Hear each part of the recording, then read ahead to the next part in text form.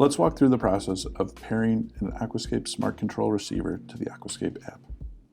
First, plug the device in and click the Add New Device button. Once you confirm that this blue LED light is blinking, you can click Start. Your phone will search for an available network to connect to. You'll join it.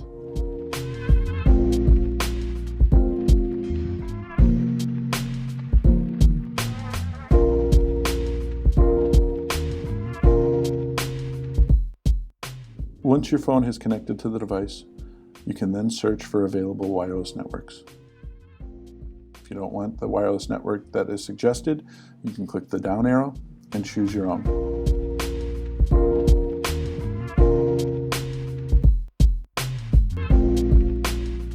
Once you've inputted the password for that network, click Continue. Your device will then attempt to connect to your wireless network. Once successful, you are able to rename the device and then control it.